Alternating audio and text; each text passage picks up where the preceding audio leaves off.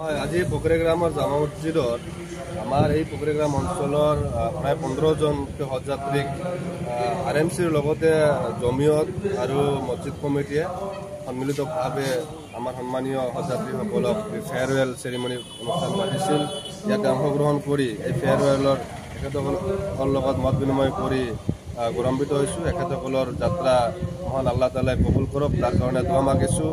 তাৰ লগতে এখেতসকলৰ ওচৰত আমি আবেদন কৰিছোঁ যে বৰ্তমান সময়ত যি অশান্তি জৰ্জৰ এটা অঞ্চল, সকলোৰে মাজত এটা অশান্তি পৰিৱেশৰ সৃষ্টি হৈছে।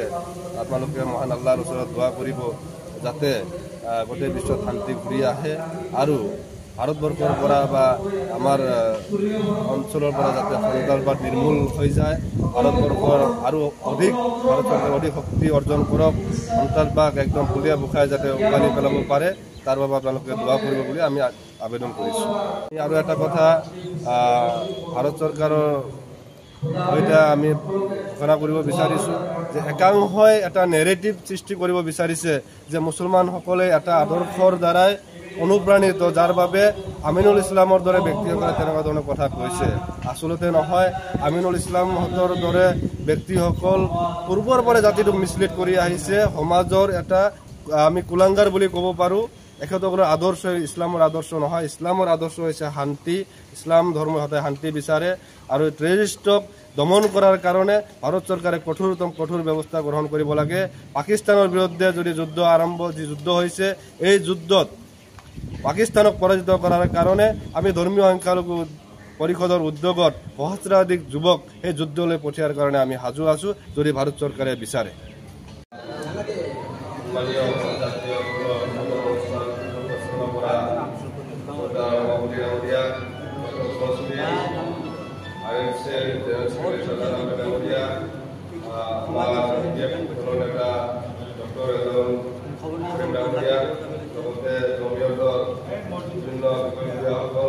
আমাৰ শ্ৰদ্ধাৰ মুখ্য আকৰ্ষণ হিচাপে লৈ আজি এই অনুষ্ঠানখন পতা হৈছে। আপোনালোক আজি যি মহান উদ্দেশ্য লৈ মহান আল্লাহ তাআলাৰ পথ বিচাৰি, এখেতৰ সাক্ষাৎ বিচাৰি যি বিশ্বৰ আটাইতকৈ পবিত্ৰ ইছলামৰ পবিত্ৰ স্থান পবিত্ৰ মক্কা দেখিবলৈ যাবলৈ আগবাঢ়িছে।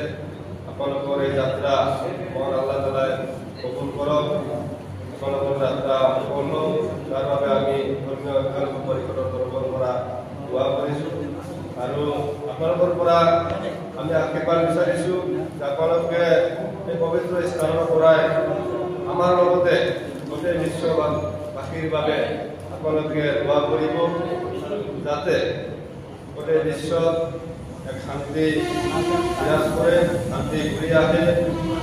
আজিৰ তাৰিখত ইছলামক লৈ পেলাই একাংশই ইছলামক বদনাম কৰাৰ কাৰণে এটা নেৰেটিভ যি সদায় কৰি থাকে আৰু ইয়াৰ মাজত বিশেষকৈ যিদিনা বেলগামৰ ঘটনাৰ পিছত ইছলামক বদনাম কৰাৰ কাৰণে একাংশই তেনেকুৱা ধৰণৰ নেৰেটিভ এটা সৃষ্টি কৰিব বিচাৰিছে যে এওঁলোক এটা আদৰ্শৰ দ্বাৰা অনুপ্ৰাণিত, যাৰ বাবে আজি তেনেকুৱা ঘটনাবিলাক হৈ আছে।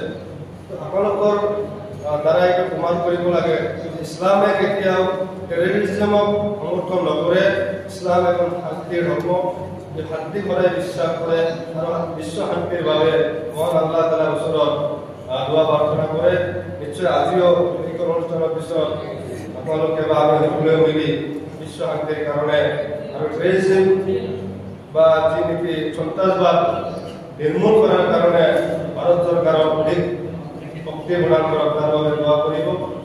তো এই বেলগামৰ ঘটনাৰ আলম লৈ আজি অসমতো একাংশই দেখিছোঁ যে যেনেকুৱা ধৰণৰ ৰাজনৈতিকভাৱে বা সামাজিকভাৱে সচেতন নোহোৱাৰ কাৰণে, অপৰিপক্ক হৈ থকাৰ কাৰণে কিছুমান কথা বতৰাই আমাৰ মুছলমান সমাজত আজি অবিশ্বাসৰ চকুৰে চাবলৈ আৰম্ভ কৰিছে। গতিকে আমি ধৰ্মীয় সংখ্যালঘু পৰিষদৰ ফালৰ পৰা এটা কথা স্পষ্টভাৱে কৈছোঁ যে ভাৰত চৰকাৰে এই সন্ত্ৰাসবাদ টেৰৰিজিমক সৰ্বশক্তি প্ৰয়োগ কৰি দমন কৰিব লাগে। কাৰণ আমাৰ দেশত দেশ মাতৃ আমাৰ আটাইতকৈ ডাঙৰ। দেশ মাতৃৰ ৰক্ষা কৰাৰ কাৰণে আমি সকলোৱে সদায় সাজু আছো।